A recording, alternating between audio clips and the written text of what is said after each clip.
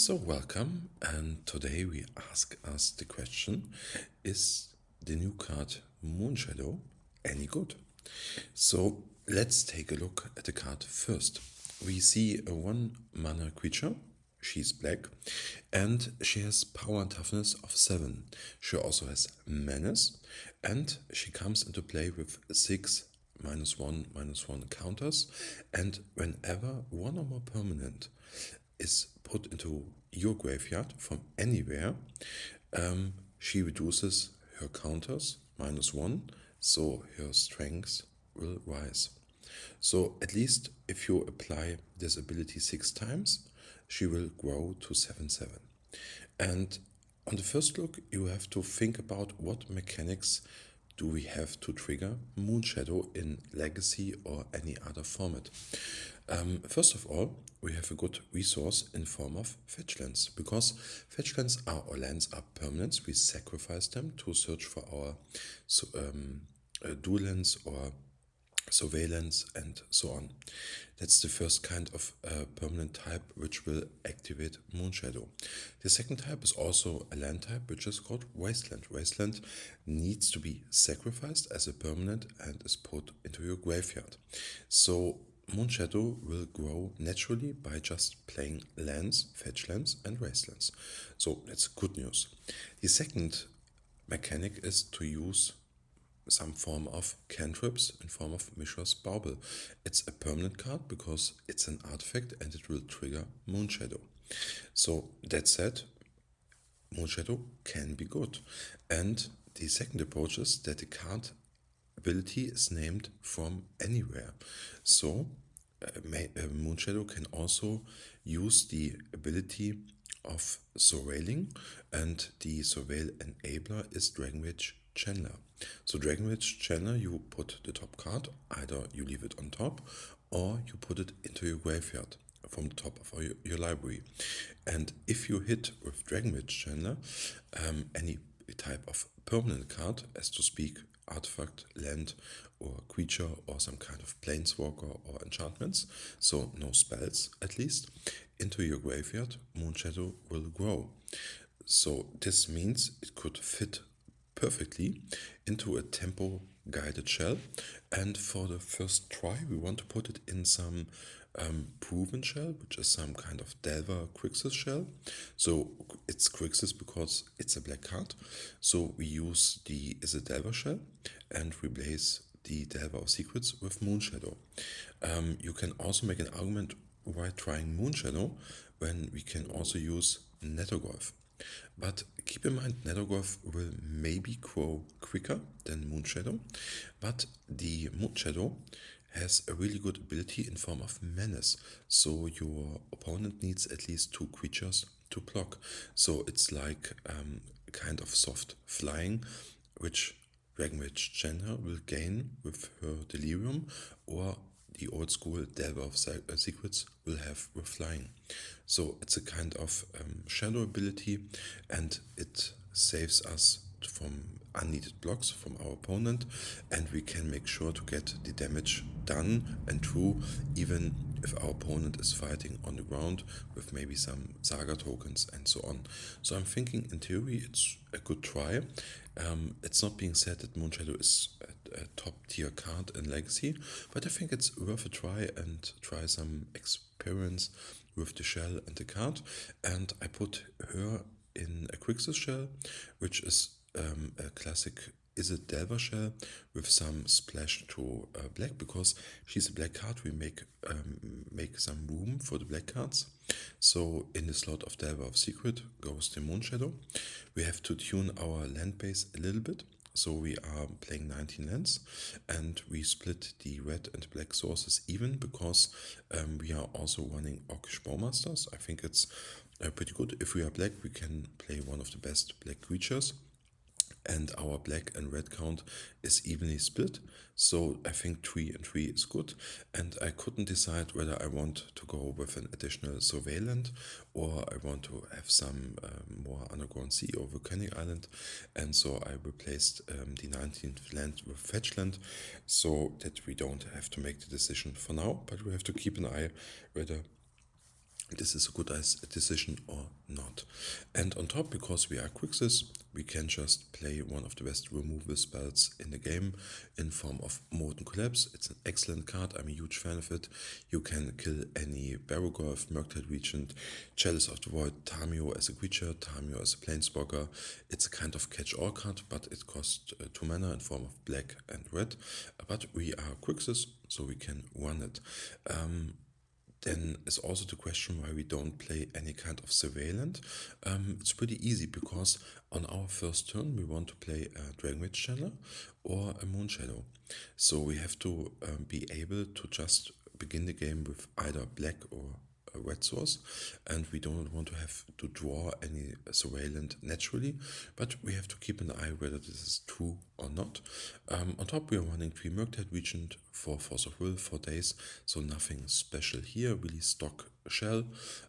We have to keep an eye whether we want maybe put in Tamio in the build, because if we're sacrificing a clue token, it will also enable Moonshadow, but it will also prolong the game. So maybe we can try fitting Moonshadow with Tamio.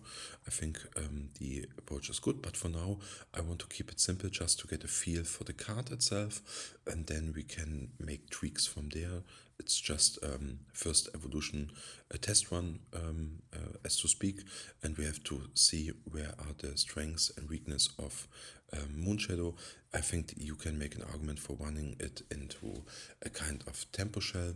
You can also run it maybe in some more mid-range deck in form of Dimir Tempo, or you can maybe put her in some mono black aggro deck.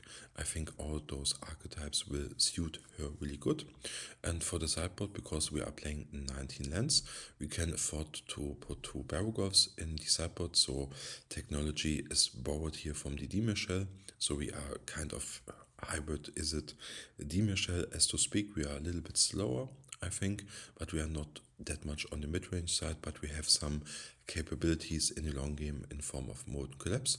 And for the sideboard we are running just 1 Hydroblast, so no mono red is seen as today, and some form of graveyard respect in form of Nihil Spellbomb. I think if we are Grixis, we can rely on a Spellbomb to maybe draw a card on the line, and also 1 Price of Brokers and 1 Meltdown, but I think the 2 Barrowgolf could be good if we are running 19 lands and a black mana source on the way. And we will give it a spin, see what opponents we are facing, and keep an eye whether not the deck is good, whether Moonshadow is good, and how fast she can grow. And the main concern I have is that she's really crappy in the late game.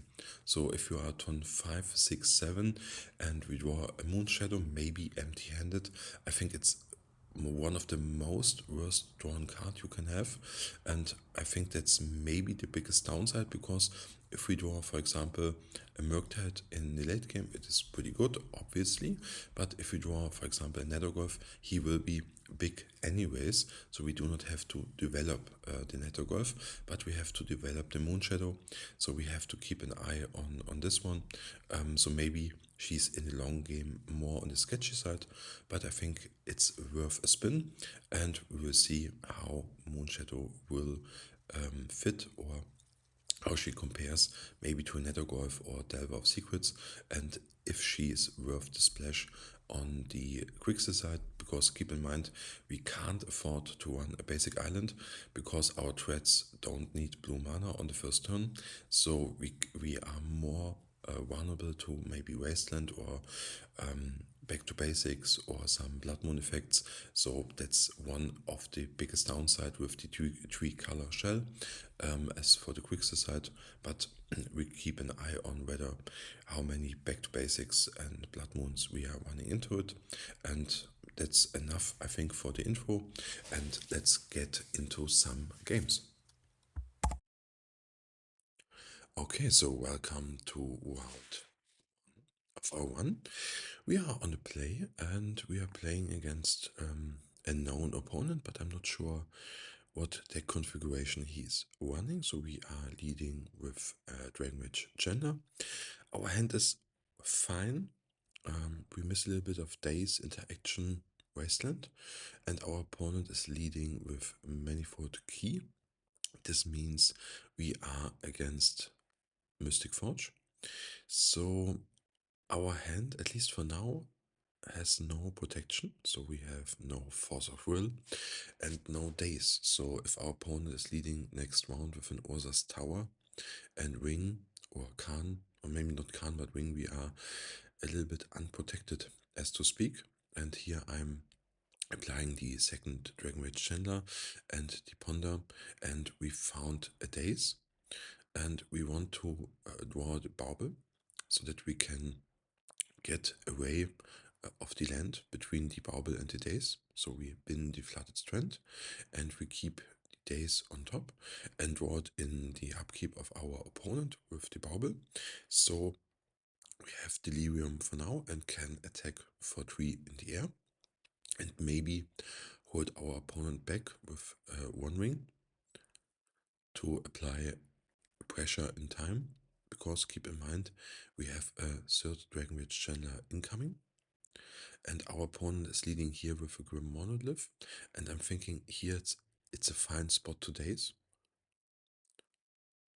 And we see another Dragon Rage Chandler. I think at this point of the game we are committed. One force will not rescue us because we have no blue card left, and it's questionable whether we find a second daze and whether it will be enough. So I think here we just attack, and our opponent needs Urza's Tower or another Grim Monolith to get into some action, and even if he finds some action, maybe it's not over. But at least we have lethal on the board. And our opponent indeed finds or had the second Grim Monolith, so he can, and even a Flashbreaker, okay, and even a Mox Opal, okay, so he has now Metalcraft, he can untap his key, get a clue on the way, and important, the clue gets him to 4 mana, so he can play Khan or One Ring or Mystic Forge.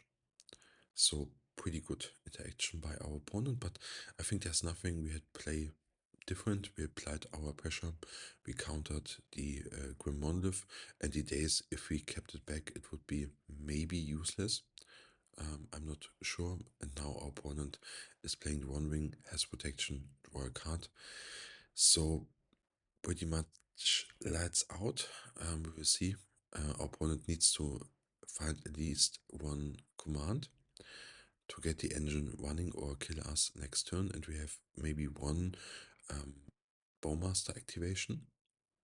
So if he doesn't find a command, we can maybe kill the Flashbreaker with the activation of the One Ring and the draw, and get rid of the Flashbreaker with Orcish Bowmaster. But we will see how our opponent is playing it here, and he wants to draw before activating his Urza Saga, which is fine. So he probably don't want to draw the tutor target, and it doesn't matter, he can untap it anyways. So I'm going here for the draw 2 because it's enough to kill the Flashbreaker at least, and I'm applying the initial ping to the Flashbreaker, and we will see whether our opponent has a command in hand or not. So he's untapping first, and it seems like our opponent really found or had the Kozilek's command in hand, and indeed here it is. So the Flashbreaker will trigger, our opponent creates some clues, get rid of our Orcish Bowmaster, so Flashbreaker will stick to the battlefield, and at this point of the game is locked or lost. We're just going through the motions for now, because there's always maybe the slight probability that our opponent bricks. So maybe some lands or some Lotus Petal useless stuff. So he's drawing with the One Ring. And keep in mind he has 4 additional mana available because of the tokens. So if he finds maybe anything, it's good. And he finds a second Flashbreaker, which will kill us likely this turn, because every artifact he plays will deal at least 2 damage to us. and he finds a Grim Monolith, so he has a little bit more room to play out his artifacts. And keep in mind, the Flashbreaker can attack. We can jump at least once.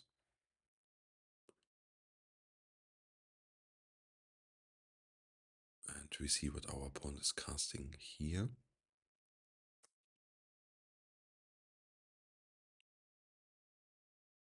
And he found another Cossacks command. So GG, good game for now. And we move to sideboarding.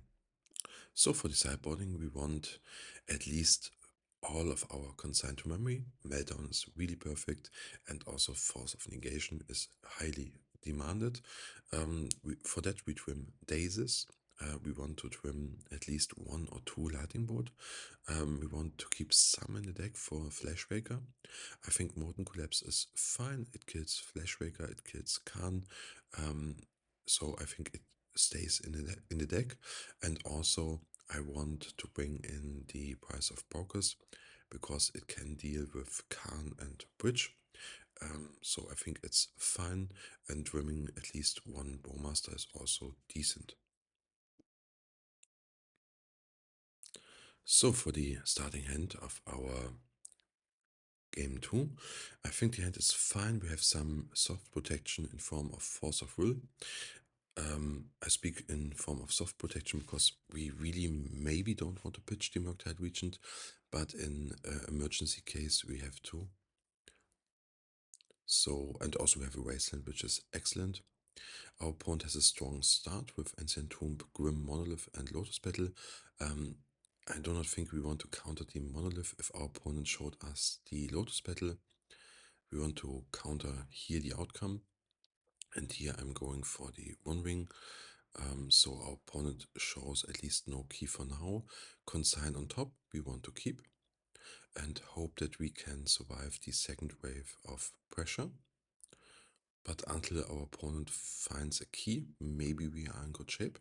So I'm going here for the Ancient Tomb to cut our opponent off from mana, but he keeps Metalcraft. But if he's using the Lotus Petal, he's also sacrificing his Metalcraft.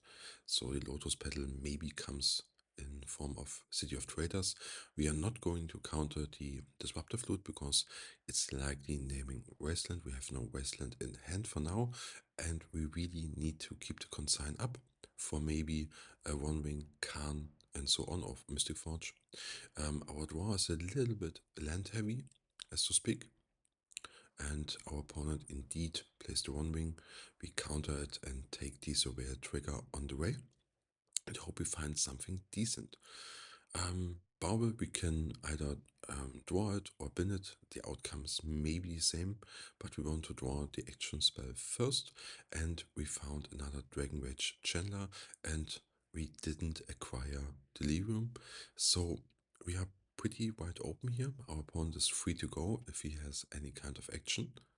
So he finds more mana in form of Grim Monolith, and he used or uses a portable hole, which is interesting, on the Dragon Rage channel, which is fine, I think. And we draw another land. So our draws are a little bit thin, as to speak. And now this is the point where we really notice that we have no surveillant in the deck, so no surveilling for us. And at least we find a brainstorm to get rid of our 2 lands, and it's perfect. We find the 1 Meltdown from the sideboard. We obviously want to keep that because we can clear the board, and also getting our Dragon Rage Chandler back because Portable Hole is an artifact, and we want to stack at least 1 land because we need 1 more land to play the Meltdown for 2 to get rid of the Disruptive Loot and the both Grim Monolith. And here I'm casting the Meltdown. We are taking the Survey trigger on the way.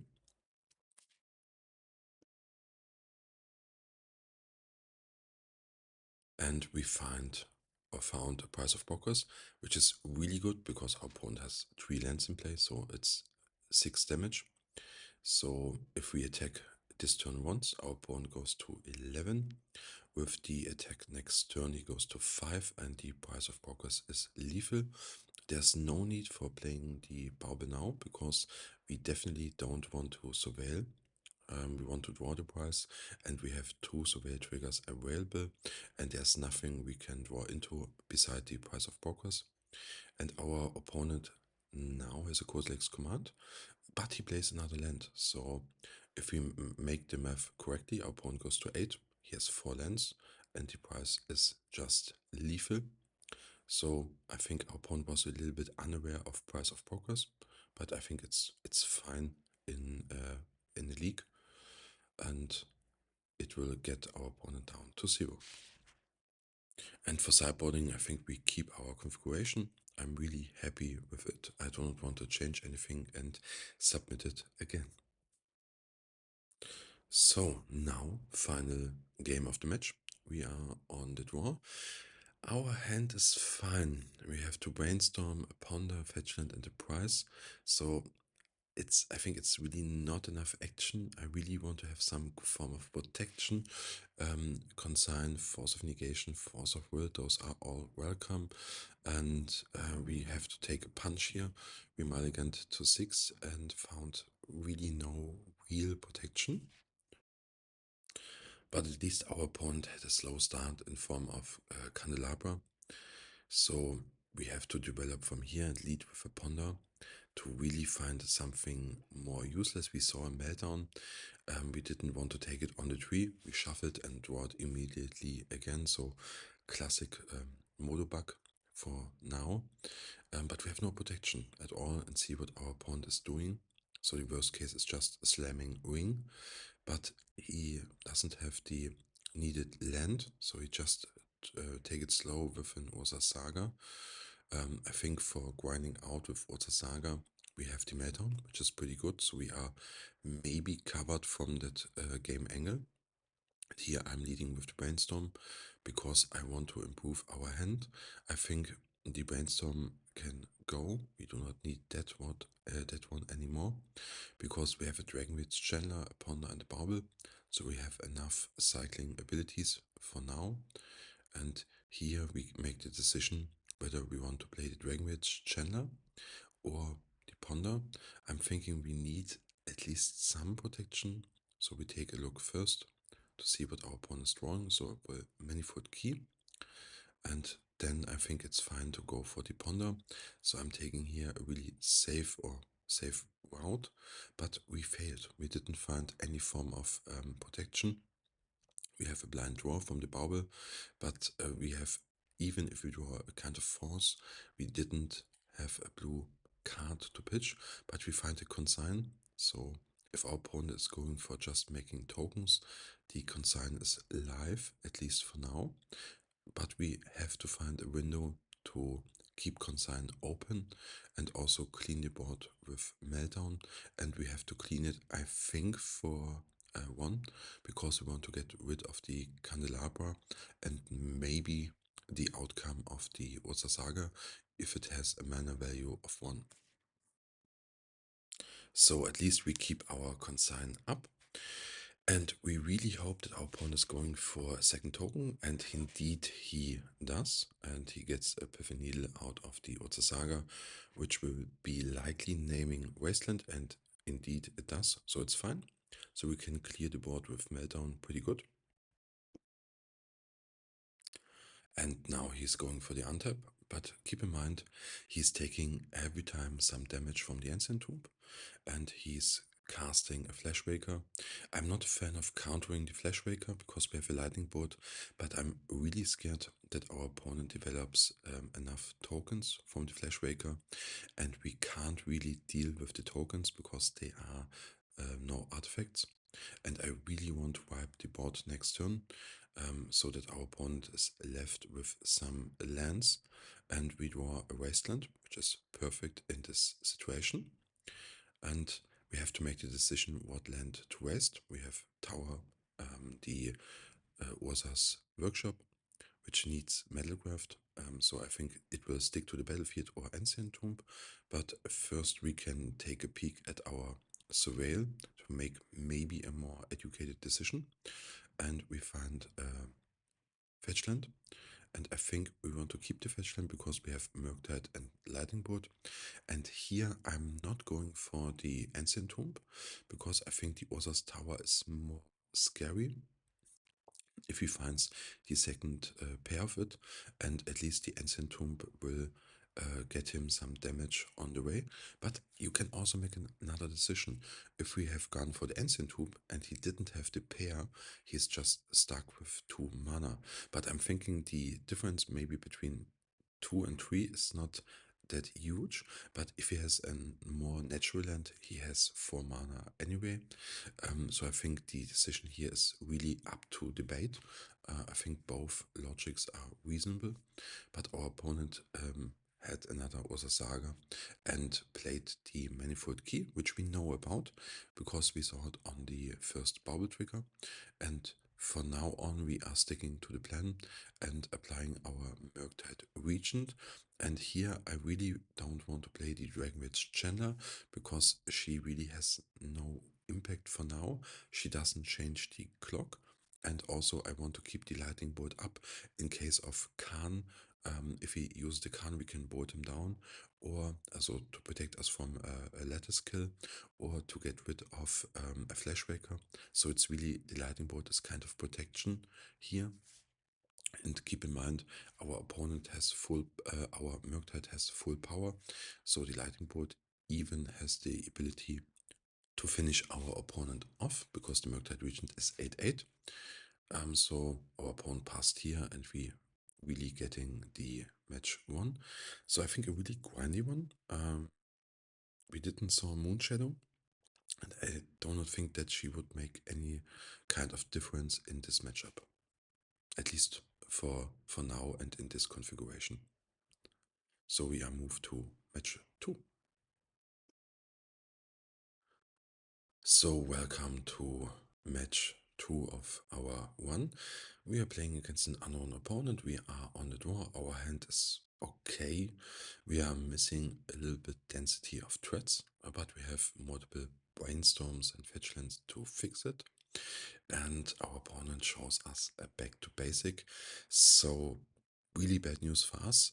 We are playing against some fair control deck, and he's even leading with double island and counterbalance.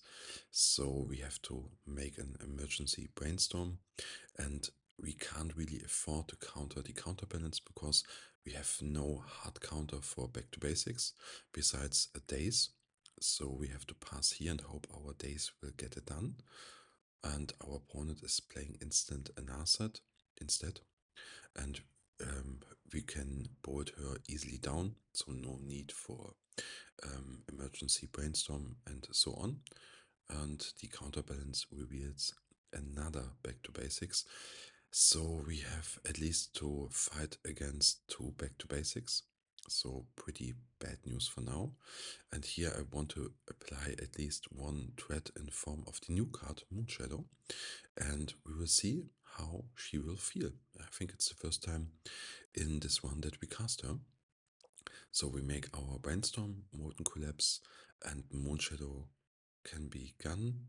I think we really need the Volcanic Island because next turn the back to basics will come down, and if we don't find any kind of counter, if our opponent plays a land, it will stick to the battlefield. But for now, we can at least apply some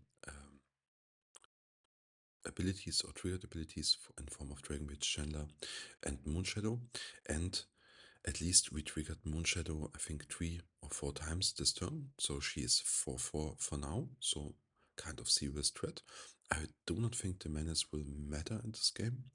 Our opponent is not a creature heavy deck, as to speak. And from now on, we have to operate on thin margins and hope that our brainstorm and shipping damage will get it done. And we see how we can do it from here. But at least for now, we have 5 damage on the battlefield. Here, I'm sacrificing the the fetchland from the battlefield to get at least 1 more counter for the Moonshadow, and I will check the brainstorm because that is the only target we can really daze for now. and we knew about it from the, I think from the bauble or from the counterbalance trigger. And I really hope here that our surveil brings us some form of damage. So I think we are missing sorcery or land, sorcery or creature, and we find a creature, and we developed our Moonshadow to full strength. So she gets in for 7, and we have a 10 power clock on the battlefield. And our opponent had answer in form of prismatic ending, but it doesn't matter whether he has a swords to plowshares or some kind of prismatic ending.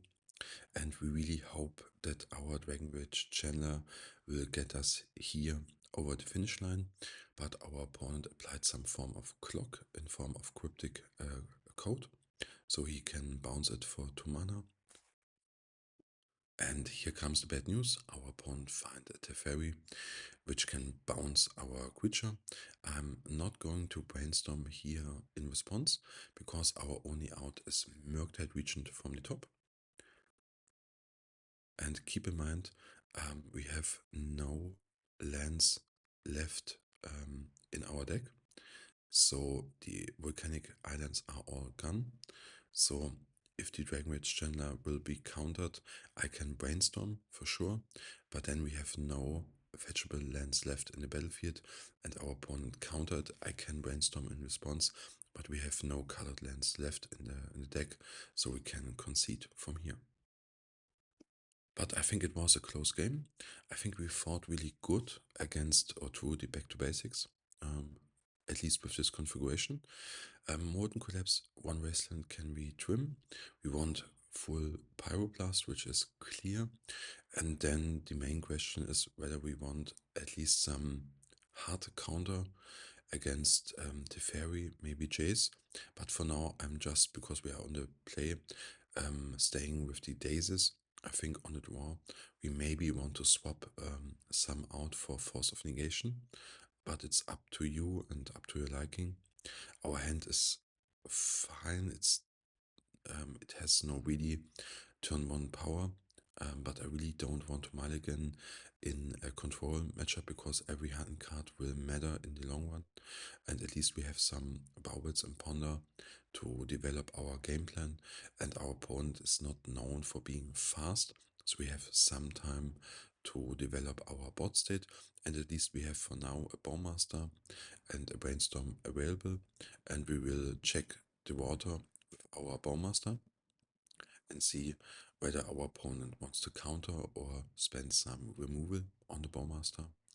And I'm going here for a Dragon Rage Chandler, so that if our opponent goes for removal, that we can interact with. But he had a Pyroblast, which is clear from the sideboard, so at least 1 Pyroblast is out of the deck. And we really want to find some Pyroblast of our own. And here we are countering the Swords to Plowshares, because our opponent spent at least 1 counter, and we saw a ponder on top. So I think it's fine to fight over the Bowmaster. And on top we have Wasteland and Force of Will, and we have 1 draw in the upkeep of our opponent, and I'm going here to waste our opponent, at least for now, of white mana, and he's going for the ponder into the Bowmaster, which is a clear indicator of weakness, and he even fails to find a second land. So I think the coast is clear. We have to play our Murktide Regent, go full offensive here, and use this timing window to close out the game as fast as possible. There's no need for keeping the force alive, because he can't get after Bowmaster and Murktide on the same turn.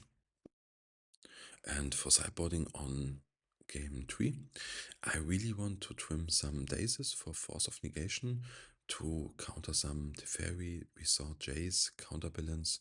I think it's fine to trim 2 Daisies for 2 Force of Negation, and we really want to make sure at least to draw some Pyroblast. So we are on the draw, on the last game of the match, and I really want to keep it because we have triple Moonshadow. And our whole purpose on this one is just not show that Grixis Delver is fine or something else, just to get a feel for the card and her card mechanics and how fast she can really grow up to a kind of threat. And so I'm keeping this in purpose of the 1, and our opponent has an answer to it because she was only 1/1. It's fine. We have more incoming. So here I'm playing the second Moonshadow, Dragonwitch Chandler, and hopefully our first triggers of the game. So we find a Bauble, but I think here we want to keep the Brainstorm alive and take at least one trigger from the Bauble for the Moonshadow. And really bad news, our opponent we knew was a back to basics deck, so we are really bad in our configuration because we have no basic island in the deck, but we have a counter. And I really want to counter here with the Force of Negation, with Brainstorm, because I think the Brainstorm is locked anyway, and it has gone through. So now counter from our opponent, and we play our second Moonshadow and have a second layer of protection.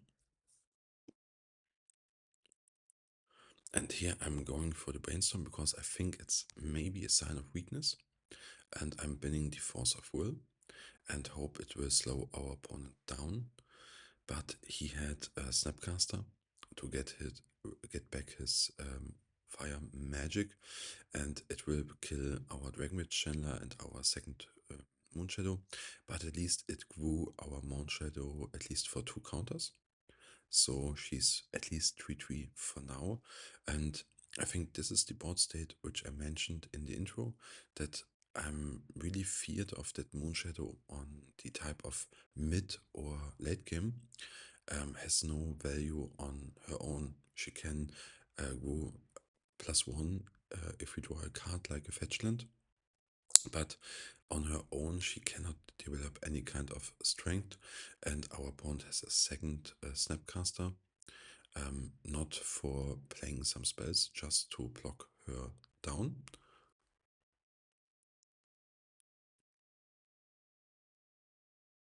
And here I'm getting rid of the cloak token, paying the ward, make sure that I do it mechanically correctly, and so that we get at least some damage through. But keep in mind the cryptic code will come back every turn, so our opponent can bounce it. So it's just a race against the time, and our only game plan is to get as much damage through as we can and use our life total as a kind of resource, and we draw a wasteland so that we can waste our own wasteland and grew our Moonshadow, but it will not make any difference because our opponent has a toughness of 3 combined and a power of 5. So, and I really think I'm here committed into the trade, and our opponent will trade also because he's the control player. He has control over the game for now with the cryptic code, and he finds a Brainstorm, which is fine.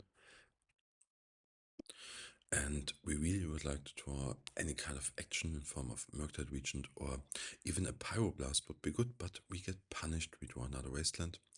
So 2 dead draws in a row, and I think that's really maybe the game here.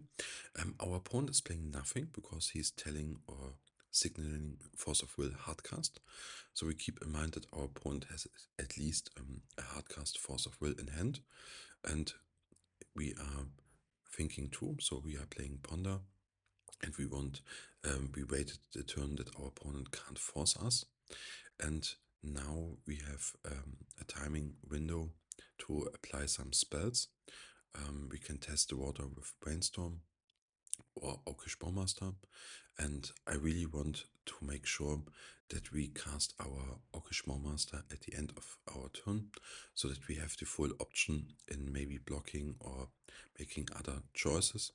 And here I'm leading with the Brainstorm, and we found a Murktide Regent, which is good news. So I'm testing the water with Orcish Bowmaster to maybe get our opponent in countering it. So I can't ping the token because the token has ward, and indeed our opponent spent his swords to plowshares on Bowmaster. So it could be loose from our opponent, or it could be indicating that he has another Swords to Plowshares. It depends on how he valued the Orcish Bowmaster. And we'll see on the next turn whether our opponent has another Swords to Plowshares. But I think there's, yes, indeed, he had. So nothing we can do about it, but I think we make the right decision in playing the Bowmaster first as a kind of bait. And for now on, the cryptic code will kill us more and more quickly because every turn he adds 2 power to the battlefield and the ground is pretty much locked. And we draw a Dragon Rage Chandler, which has Delirium, which is good news. And we really hope that the Dragon Rage Chandler will get us over the finish line, but our opponent has a prismatic ending, which is reasonable. He had 4 cards in hand, and we are stuck just with a land. So keep notice that if we make that one again, maybe with some configuration changes, I really don't want 19 length. I think in every game for now we were a little bit flooded, as to speak. It could be coincidence, but for the feeling of the deck, I really think we draw a lot of lands in the run so far. We have to keep an eye on that one. And because we are not running cutter, we maybe don't need those kind of high land counts to operate. And we find a lightning bolt. But for now on, the game is pretty much locked. Our opponent has another Snapcaster, Brainstorm, and he has, if you remember, the Hardcast Force of Will in hand. So our lightning bolt, even if we find another lightning bolt, at least our opponent can counter 1 lightning bolt, and we can take 1 hit and have to sneak through the game with maybe Bowmaster and Bolt from the top. And we are really depending on that our opponent is killing the Bowmaster.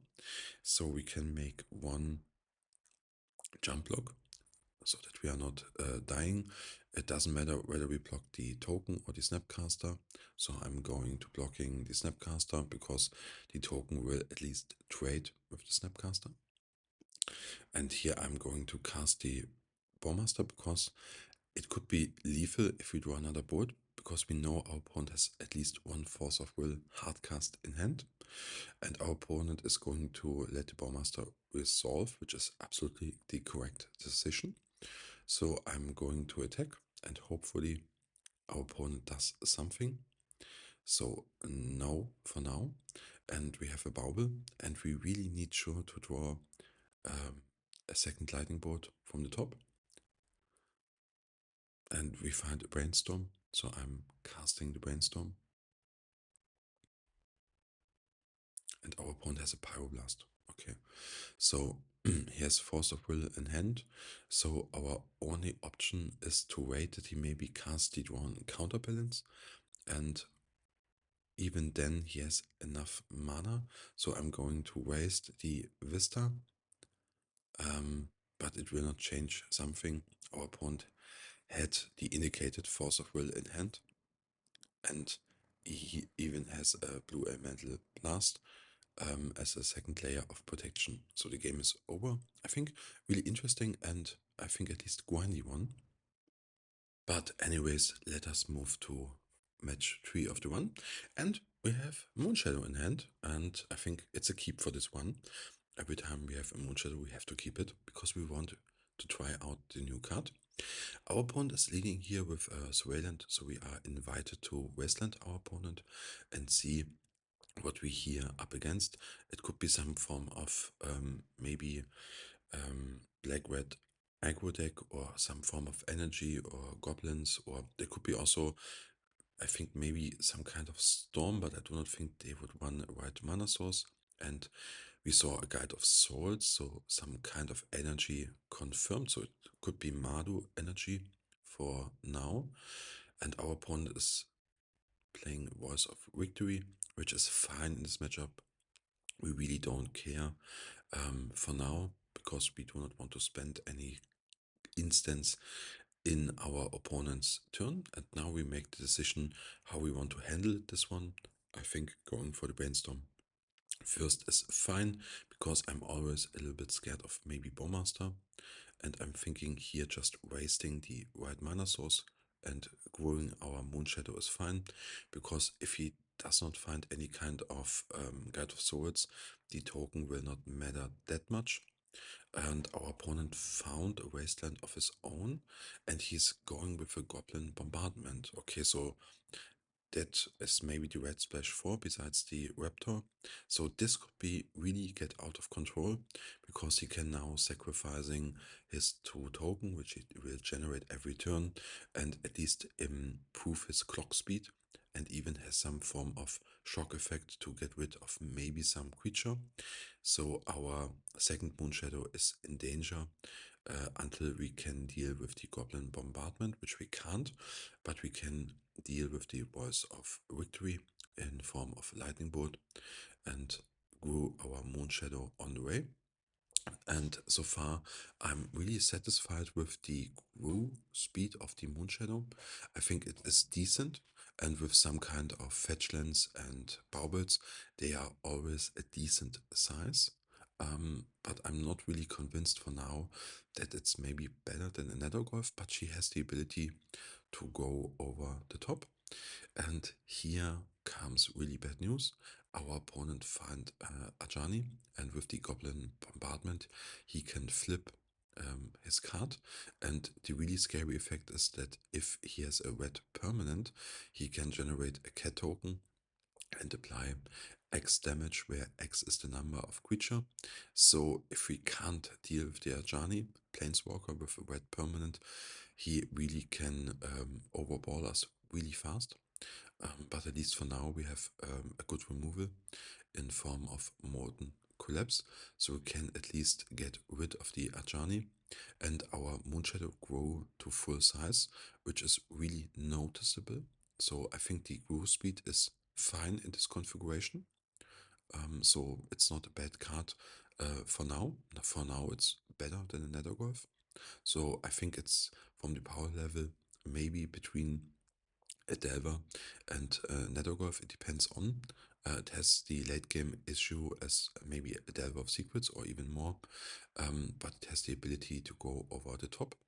And for now, I'm playing Murktide Regent and hope this will get us over the finish line.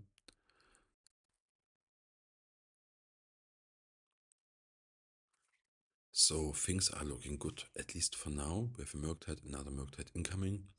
Our opponent has a Guide of Swords, which is fine. And here comes really bad news. Our opponent found another Ajani, which he's able to flip with the bombardment, and even is generating some energy and life on the way. So the Ajani will flip, and he can generate a cat token and ping at least 3 more damage to the Murktide Regent. But I think he needs at least 1 sacrifice more to finish off the Murktide Regent. And indeed, he sacrificed a token. And keep in mind that he can trigger his Guide of Swords because he generated 3 energy. So some form of serious threat. And we really can't deal with the Ajani. But we draw a Lightning Bolt, so pretty lucky from our side, right in time. And the Lightning Bolt will even grow our Murktide Regent once more. And we really hope from now on that the Murktide Regent is hopefully enough to get us over the finish line. Because if we make the calculation correctly, our opponent has a clock speed of 5, so he needs at least 2 attacks. He can finish us off with the Goblin Bombardment. And he's attacking. And I'm not going to block. We are going down to 7. And our pawn plays a sword size.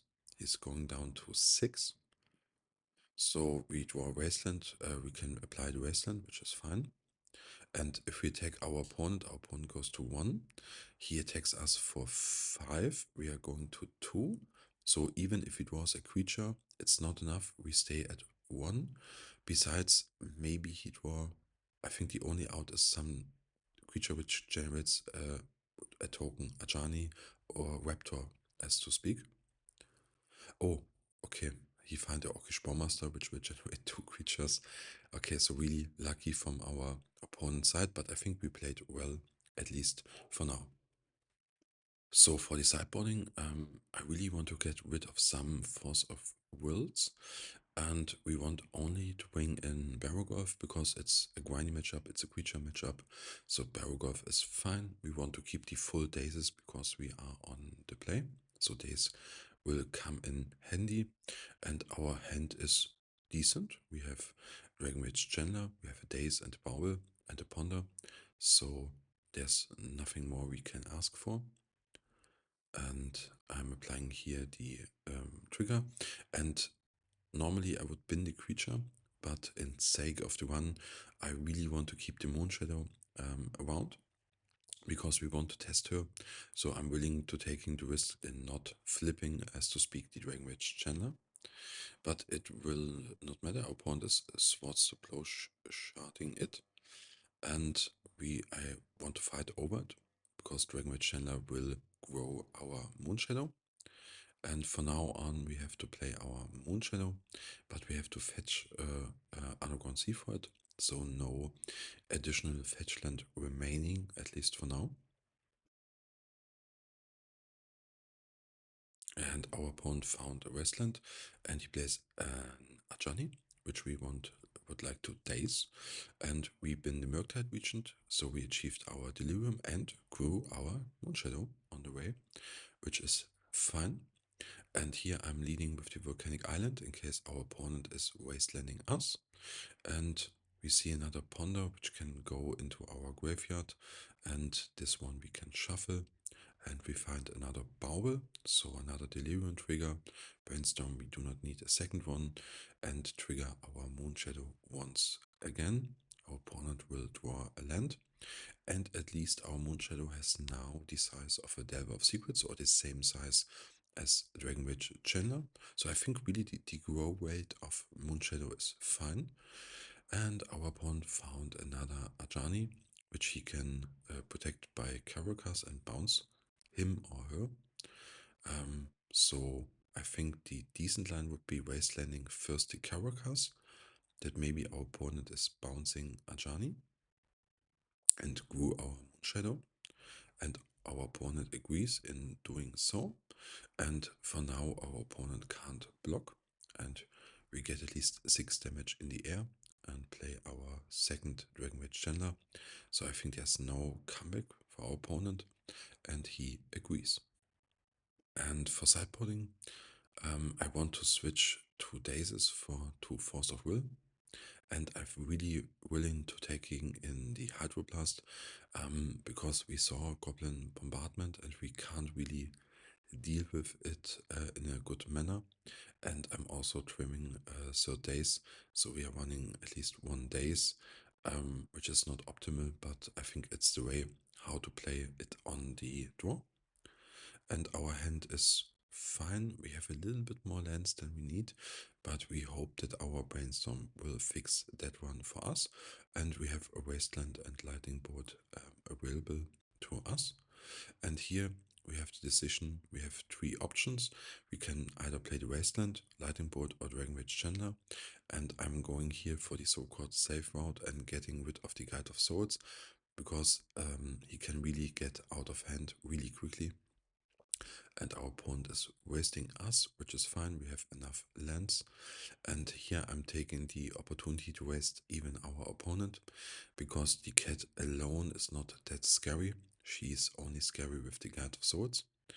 But keep in mind that the cat will also has life gain, so we have to fight this one back. And we hope that our Dragonrage Chandler will stabilize our game plan. Our opponent is here going for the Surveillant, maybe opting for a second land, and he kept the card on top, so it could be a second land. We will see. And he found maybe a wasteland, so he has the option to waste us once again, which I think is fine from his position. But he's even playing Swords to Plowshares, which I'm not totally convinced is right. But maybe he's scared that our Dragonrage Chandler can block further down the line the cat. And here I'm taking a little bit kind of gamble and getting rid of the surveillant. And our opponent draw another land, likely from the top. And we really hope that we find some stabilization. For now, we have a Moonshadow and a fetch land on next turn, and maybe our Bowmaster can clear the board a little bit down the line. And our opponent is surveilling once again. He is, I think, likely searching for lands, but I'm not really sure. Could be also that his hand was really land flooded and he's just searching for action. That could also be a valid consideration. And he plays Ajani, which is not good. He has no red permanent, but the Ajani can bounce, not bounce, but pump all the cats.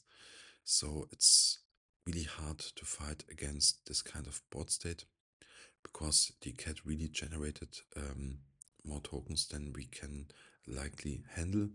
We can deal, at least for now, with Orcish Bowmaster and hope that our Murktide will stabilize us. And he's holding the Ajani back, which is reasonable. And we are committed in playing Orcish Bowmaster. So I'm getting rid of the cat. This will trigger the Ajani, but at least he can't pump at instant speed. And we have to get at least block some tokens down the line, so we can reduce the amount of tokens to 2, which maybe the Murktide region can handle if our opponent does not find a red card to deal damage on the line, but we will see. And for sure, our opponent has a red card in form of Raptor, and it goes into another Raptor for sure. And I think this is pretty much game over. Our Murktide is not strong enough to withstand the ping of the Ajani next turn. So I think it's GG for now. And we moving then on to match 3. I think a really close one. And it could go both sides. And now we can concede for now. Okay, we are moving to match 4 of our 1. We are on the draw and we have 2 Moonshadow, so we are able to keep our hand, and our opponent is leading with Badlands and a new card. It's one of the bunch of Goblins which were added to the game, and he basically has to reveal another Goblin card, and if he does so, then if this creature dies, he can kill a creature with power 2 or less, and at least it's a Savannah line with a huge upside. And he also revealed another new Goblin card, which says that I have to reveal X cards, where X is the number of goblins, and then our opponent exiles 1 card from our hand, and if the exiled card was an instant or a sorcery, he can play it with the mana in any kind of form. So it's like a discard goblin outlet, but if your opponent shows an instant or sorcery, you can cast it on your own. But keep in mind the X amount is at least the choice is by us which cards we show. And here I'm willing to clear the board and getting rid of the Munition Expert and hopefully develop the game from here.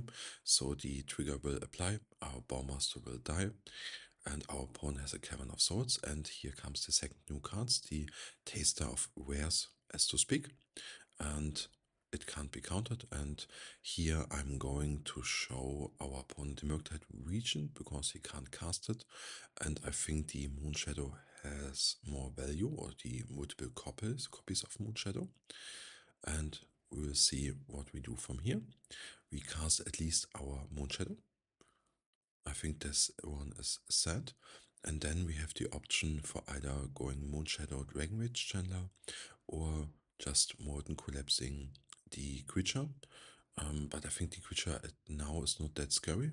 So I want to develop our board state from here and just apply Dragonwitch Chandler and another Moonshadow. And next turn we can Molten Collapse and get at least one Surveil trigger on the way. And we will see what our opponent is casting here.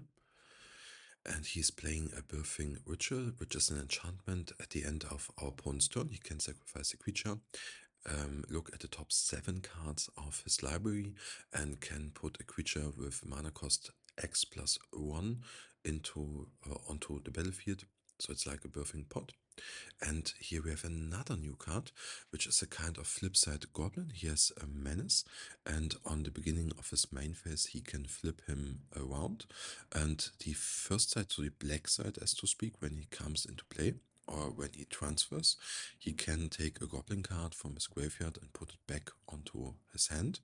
And if the card flips, I think the red side, you can copy some goblin and get some triggered abilities. So really handy card, especially with the triggers of the new card, of the discard outlet, and also of the munition expert. So I think a well-rounded goblin deck for now, with at least what we have seen so far, 3 new cards. So maybe goblins are back in Legacy. And from here on, the battle state is really much a little bit blocked because our opponent has his engine online, but we have at least 2 Moonshadows. He finds a mock war marshal, which will generate some tokens on the line, and we have to fight through it. I think the menace will help. And if you see it, we are a little bit brainstorm locked. We have a volcanic island on top and a force of will, so no good draws for 2 turns for us. And we make sure that our Moonshadow with the menace gets through, and he will generate 1 token on the line.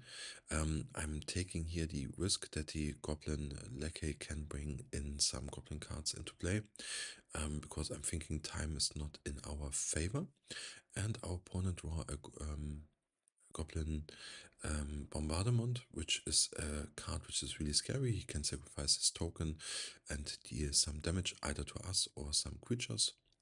So we have to lightning bolt that one, and we hope the Lackey brings no Goblin into play. And indeed, I think it was even known, but we have no hand cards, so not that scary. And he flipped it for the new double-faced card, and you see how the engine works. He can get 1 goblin back, and he chooses the munition expert, which is an excellent removal spell for now. And for our kind of decision, there's not much we can really do. We can just put our creatures sideways and hope it's enough. We are for now at healthy 50 life. The munition expert is coming down and he can apply 4 damage. So at least 1 Moonshadow will be gone, but if 1 Moonshadow dies, the other one triggers, and she is now staying at 6/6. So even additional trigger from the flipped Goblin card will not kill our Moonshadow.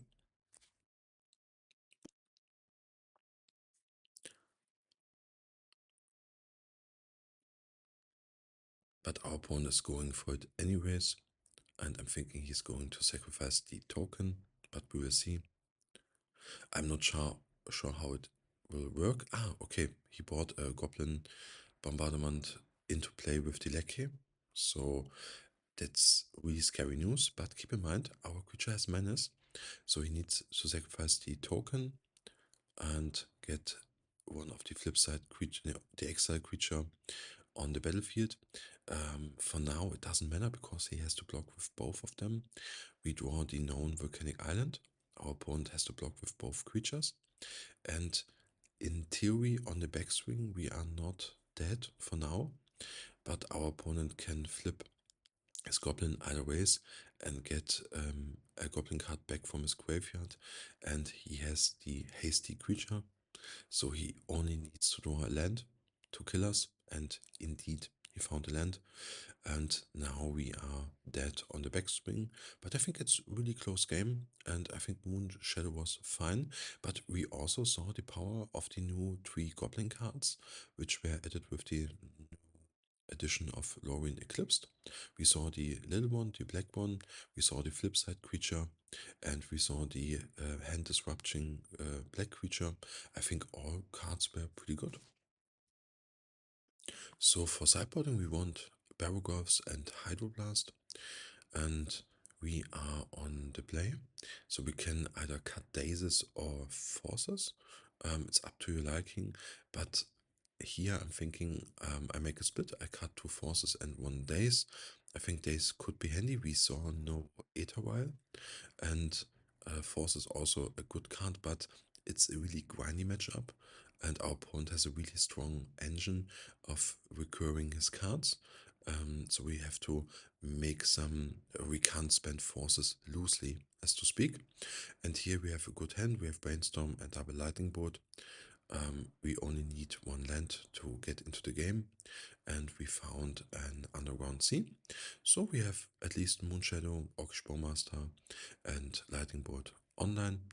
And from here on, there's no need to play Orcish Bowmaster. It's more kind of a removal spell. I'm playing the Bauble first, so that I can sacrifice the Bauble on top, and our opponent will draw a Pyroblast. So on or in the upkeep of our opponent, I make sure that we cast our Brainstorm before he draws the known Pyroblast, and putting Force and Wasteland on top. So more or less 2 dead draws. That Wasteland is not dead because from the Wasteland we can cast the Orcish Bowmaster and keep a Lightning Bolt up, but the Force underneath it is a dead card anyways. And from here on we can waste, which I think is fine. There's no need to keep Lightning Bolt up as a kind of protection. And here I'm going to ping the token, because then he can't jump block with the Mog War Marshal, and the Mog War Marshal will die anyways from the Echo, and he gets 1 token on the way. And from here on we are pretty good covered, and our opponent agrees and concedes. And I'm thinking I want to run the same configuration once again. So 2 forces and 3 dazes, and our opponent's leading with a Goblin Lackey, and we are pretty much weak to it, but really luckily we draw a Hydroblast which can deal with the Lackey. So I think that was really important for sure. And if the game prolongs, we have Bowmaster and Barrowgolf and maybe a Molten Collapse. So another Lackey comes down, and maybe he has a Pyroblast up, which could be indicated by the fetchland. And Pyroblast does not counter Orcish Bowmaster, so there's no need for playing Bowmaster now. We can wait what our opponent is doing in his main phase or before combat, and our opponent is attacking, and in this stage we have to play our Bowmaster and ping the Goblin down and have some more bodies to fight maybe on the ground. And see how things develop from here. Our opponent is cracking his fetchland and is going for a tiger. And here's another new card, so 4 new cards for our opponent. It's the new Hexing Squasher, which can't be countered, and says that spells can't be countered. And he has Ward with 2 life on its own, and he also gives ward to all other creatures. So pretty strong creature, and it was considered to put it into the Storm Shell, but it's also a good creature on its own here in the classic Goblin Shell, and I think it suits really well. So we saw at least 4 new cards for the Goblin deck, and I think maybe we see a rise in the Goblin Shell because the cards were all good on its own, with really strong abilities and also interaction together. So really interesting game, I think, and we really saw a lot of new cards from the new edition. And I think from here on we take the days, and we have our Barrowgolf. Our opponent can jump block the Barrowgolf, but we also get some life on the way. But the matchup is not about life, it's about game state control, because our opponent is not a classical beatdown deck.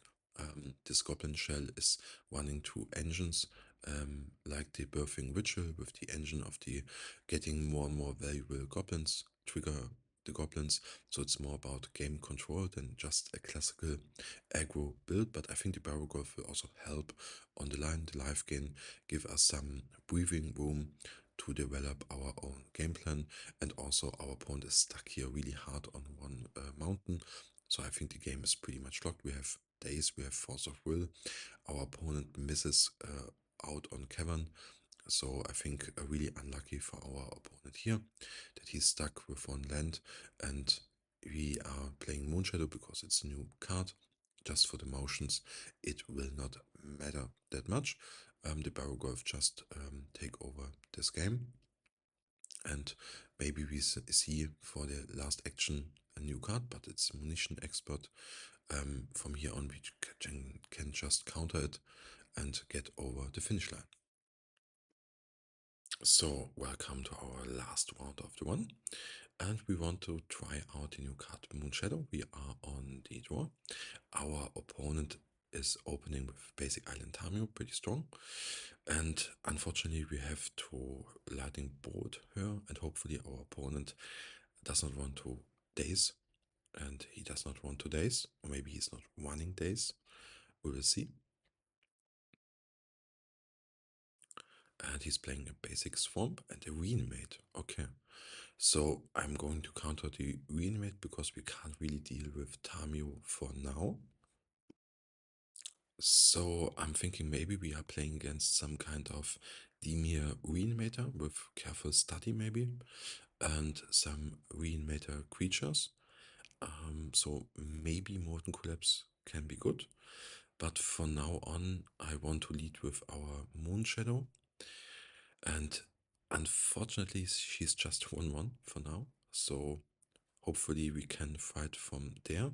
And our opponent is leading with a Sword Seize and a basic mountain and a lightning bolt. And I think with the basic mountain and the lightning bolt, it's safe to assume that our opponent is not a reanimate deck. So it seems like a one-off reanimate. So it looks a little bit like the Grixis Control list from James Casau. So I'm thinking at this point of the game we are facing or playing against Grixis Control. And the Belfast tricks also will indicate that one. So we are not favored in this matchup. If the game prolongs, we are pretty much screwed, and our wasteland does not have that much kind of utility, and the Balefrost tricks will keep our Dragon Rage Chandler in check, and also our opponent is likely running 4 or 3 Bowmaster, which is really scary. And here it comes, he finds a Bowmaster, which is not lucky because he saw maybe 16, 17 cards of his deck, and you also have the shuffle available with the Blue Delta. So pretty bad board state for us, and at least we have a Moonshadow, which has no high impact on the game, and we'll see how the game prolongs from here. What we really want to draw is maybe some kind of Murktide Regent, which is a creature which our opponent really can't handle. I think he's running Lightning Bolt, maybe a push or an Edict, and here he has the Kaito, which is pretty scary, and he bounces the Orcish Bowmaster so that he can either kill our Moonshadow or our Dragon Rage Chandler. And our hope is, I think we have to waste our opponent so that at least the Bowmaster is out of his hand, and we make to trigger the Moonshadow once again, and he's willing to get down the Moonshadow over the Dragon Rage Chandler, which makes sense because the Dragon Rage Chandler has at some point attack our opponent. And here I'm moving to our second main before casting the Molten Collapse, so that we don't trigger Delirium by accident. And we try to kill the Kaito, which resolved. And from now on, next turn, our Dragon Rage Chandler has to attack. The Bowmaster is not that scary, at least for now. And here comes another new card. It's a kind of new horse. It's really interesting. It's a 2-mana horse creature card. And it comes to play with 3 -1/-1 counters. So it's 1/2 at base level. And you can, for 2 mana, remove a counter. So the strength will grow by 1 and draw a card. And for 3 mana, you can remove 2 counters and apply 1 stun counter to 1 creature of your choice, so a small Kaito. So you have the option either draw 3 cards or stun once and draw a card. I think it's a really interesting card, and I think it fits really well in a kind of control shell because it's more like a hybrid of a small Kaito and maybe half a Tamio, because at least for 2 mana you are drawing a card, and by the way, are growing this creature. So the horse can reach at least a power level, I think at maximum at 4-5 if you remove all the counters. So I think also we saw a new card, also pretty interesting card. I'm not sure whether it's a new staple in Legacy, but I really think it's a neat card and it will fit good into some kind of control shells.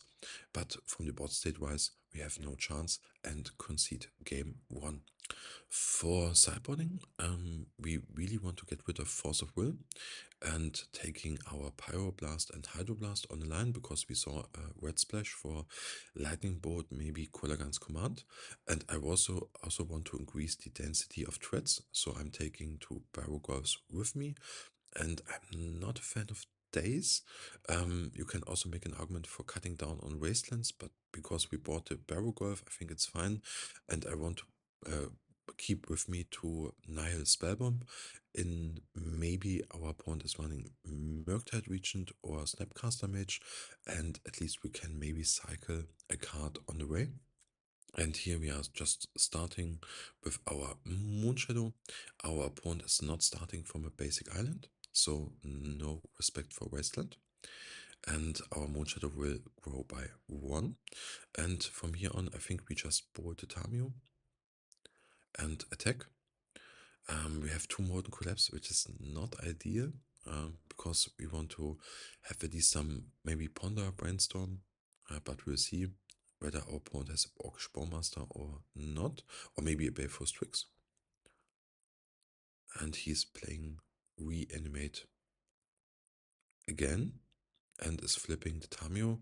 So I think it's a kind of a deja vu, because in game 1 we also saw Tamio and Reanimate, but for now on he has to Brainstorm and flip the Tamio, but we are covered by that and can just play Molten Collapse. Our opponent is likely not running days, so no need for playing around a days. You could also make an argument for pondering first and finding a land, but it's often a little bit iffy. If you fail, Tamio is still on the battlefield, and I do not want to take the risk here anyways. And our opponent is, with his 2 mana, really telling that he has a Bowmaster. So I do not want to apply the Dragon Mage Chandler until we reach Delirium. I'm thinking playing 1 Ponder into a Bowmaster is fine, because our creature has Menace and can outmuscle the Bowmaster. But keep in mind that the Bowmaster play can likely enable our opponent to ninjutsu a Kaito. I'm really scared of this interaction, but for now there's not much way we can play around, so I'm just playing the Dragon Witch Chandler after the Bowmaster and hope it will stick to the battlefield. So our opponent's tapping some mana, and here I'm really scared of Kaito, but I'm not willing to jump. And here's also, for me, a new card. It's a kind of enchantment saga, and it kills every permanent with mana value 1 or less. On the first stage, on the second stage, it will exile all graveyards, and on the third stage, it will transform into a creature. So it could be scary on the line. So for now on, we want to cast our Murktide before all the graveyards are exiled. And our opponent is really weak on red mana, so I'm thinking wasting here the Volcanic Island is fine. It does not matter whether we waste before or after the Murktide Regent, because the Wasteland will not increase the strength of the Murktide. So for now, all graveyards are removed, and our opponent is digging here for some lands maybe or red mana source, and place a basic island and the new horse card again, which I really like. Really enjoy the card. And we find a Pyroblast to deal with the enchantment, and I'm willing to Molten Collapse here the horse, because with more mana our opponent can develop his game plan pretty easy, and I'm Hydroblasting the enchantment. And on the next turn, if we find a fetch land, we can even play our Murktide Regent and pump our existing one, maybe to lethal. And our pawn is playing Barrowgolf, so pretty scary. We have to see whether we find a fetch land, and indeed we found it. So we can just play the fetch land, get 3 cards in our graveyard, have 4 on the battlefield, which is 7, and exile Molten Collapse and Hydroblast and grow our Murktide Regent so that the attack is lethal and just fly over the Barrowgolf. So we took a game 2 and moved to the final game 3, but keep in mind we are not really favored in this kind of matchup. So if we can steal a win, it's really in our favor. We have to take a mulligan, which is not good. We are getting here rid of 1 bauble, and also, oh no, I'm changing my mind. I'm just getting rid of 1 lightning bolt, because I think if our opponent is leading with Tamio, we can kill her with the Pyroblast, and maybe the bauble can draw us into more action or lands. And from here, I want to take a peek what our opponent is drawing. So he's drawing a sword size. From this one, I'm willing to ponder. I know it's not perfect, but at least we can hide a good card underneath the sword size. And the ponder is a little bit iffy. We have a Hydroblast, which could be good later. We have a Wasteland, which is at least a land. And we have a Barrowgolf. And here I'm drawing the Barrowgolf because I'm thinking it's fine if our opponent takes it. But we really need more lands on top of our library. And our opponent is leading here with Baleful's Tricks. And we draw a blind card, which is Molten Collapse. So it's a kind of interesting. I have to bolt these tricks because I'm feared of Kaito. And from now on, we really need some ponder, brainstorm.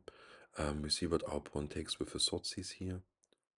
I think maybe Barrowgolf could be fine, or Bowmaster, or even Pyroblast.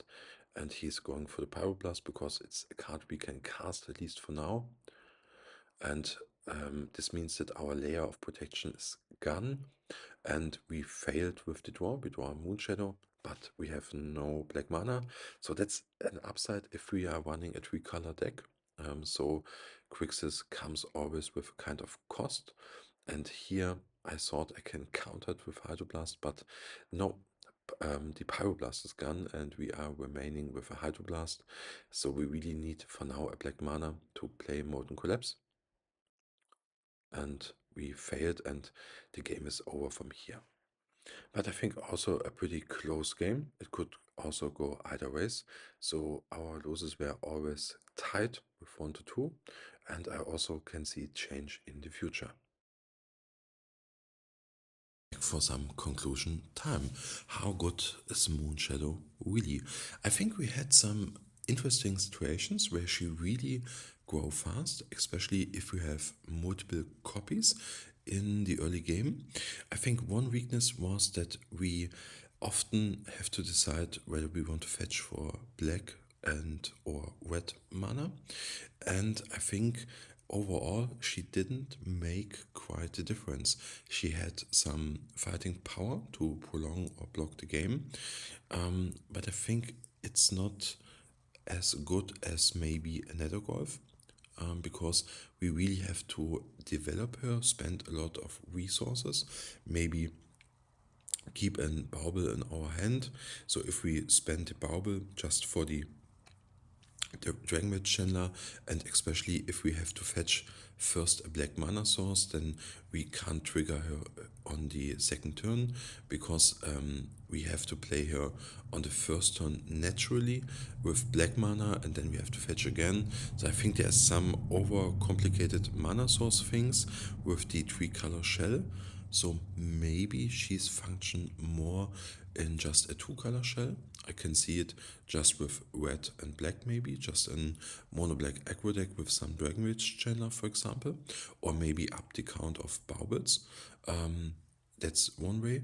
And I think compared maybe just to a cutter, she doesn't make that much impact on the battlefield immediately, because we can put her down. We can maybe put her to 2-2 on the first turn, and maybe to 4-4 if we are lucky on the second turn.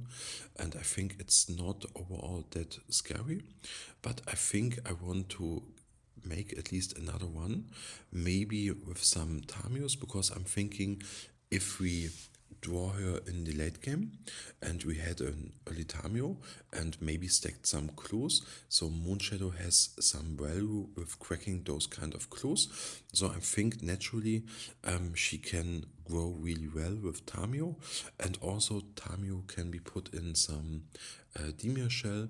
We can try it just with Demir, or we can develop with the Grixis shell, but I'm thinking passing on the power of Dragon Rage Chandler is not a good option, so I think we have to stick at least in Grixis and maybe trim some Bowmasters. I can see it trimming it down to 2 Bowmasters. I can also see trimming just a land, as to speak, so at least then we have 3 more cards for the Tamio slots, for example, and we can try that on our next one.